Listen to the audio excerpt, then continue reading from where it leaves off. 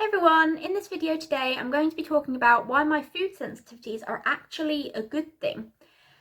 Now, if you've been watching my channel for a while now, you'll probably know that I do sometimes make videos about how food sensitivities impact the brain. And this is because I do have quite a lot of food sensitivities that cause or trigger or exacerbate my neurological and psychiatric symptoms, but I also have food sensitivities that just trigger general physical symptoms as well. So this means that I do have a lot of foods that I can't eat. I can't have sugar, I can't have chocolate, I can't have MSG, I can't have sunflower oil, I can't have dairy, blah, blah, blah, blah, blah. There is actually quite a long list of stuff I don't consume. But, you know, some people might think that's quite sad. They might think it's a bad thing. They might feel like my diet is too restricted. But I actually have a very different perspective on this. Now, I have a really good friend who a while back said something about how his food sensitivity stuff is actually more freeing than it is restrictive, and that is definitely the case for me as well, because the first thing is probably the most obvious thing. If I don't consume the foods I'm sensitive to, I'm a lot better, I'm a lot healthier.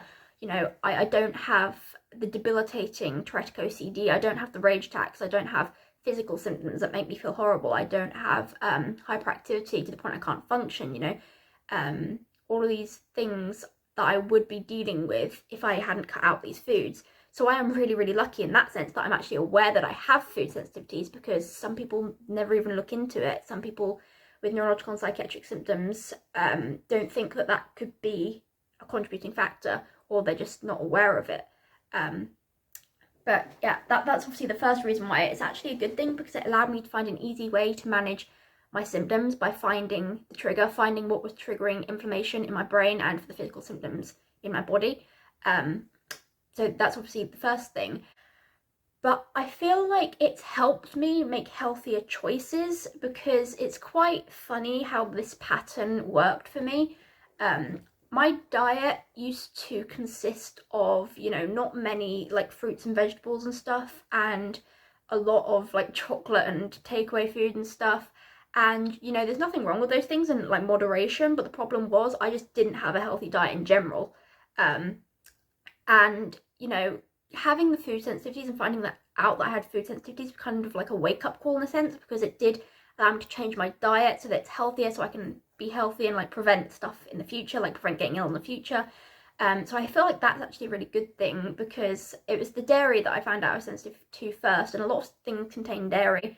And then over time, it was quite funny actually. I would consume crisps which had sunflower oil on, then I became sensitive to sunflower oil.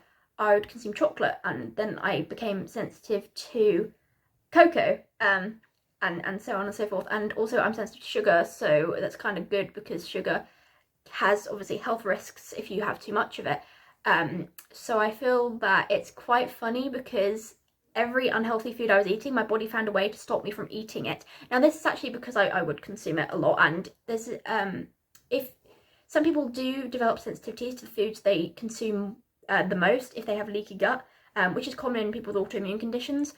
So that would explain that. But I did find it quite ironic that anything that was like unhealthy, my body would completely reject. But I think it's a good thing, because now my diet is actually quite healthy. Yes, I don't eat a wide range of foods, but I eat enough to keep me healthy.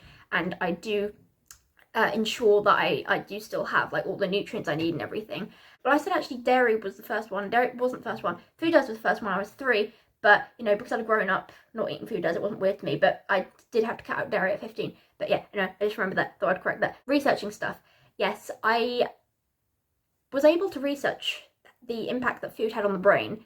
And it was really interesting, because there are actually quite a lot of studies and articles about how food sensitivities impact a variety of different conditions like schizophrenia, bipolar disorder, depression, you know, neurological conditions as well. And researching that was just really interesting for me. So it made me more open-minded as well to lots of different things, to natural management strategies and natural treatments for things.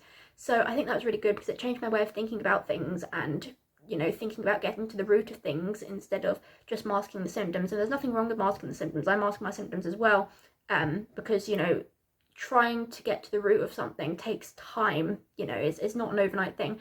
So there's that. But I think it was actually really insightful, what I was researching about that stuff. So it definitely changed my way of thinking about things, and I'm very grateful for that. And it also allows me to help others, and I really hope that by sharing my experience and sharing the facts about how food sensitivities can affect the brain, hopefully it does help others, even if it's just one person, because it really did change my life. I would not be functional if I didn't cut out the food sensitivities.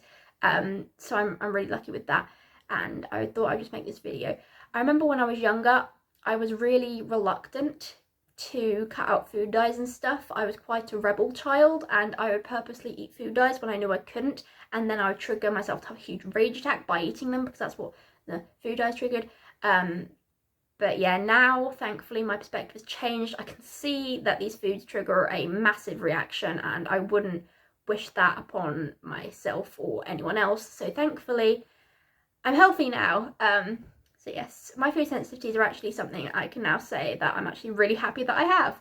And that does sound strange, but you know, it's helped me have a healthier diet. I eat a lot of fruit and vegetables now. I don't consume any unhealthy foods, and if I do, then I know it's okay in moderation. You know, it's really helped me have a healthier lifestyle, and it also allowed me to look into other things that might help. Like, it got me to look into supplements and stuff, which I do take, and herbs and stuff, which I do take.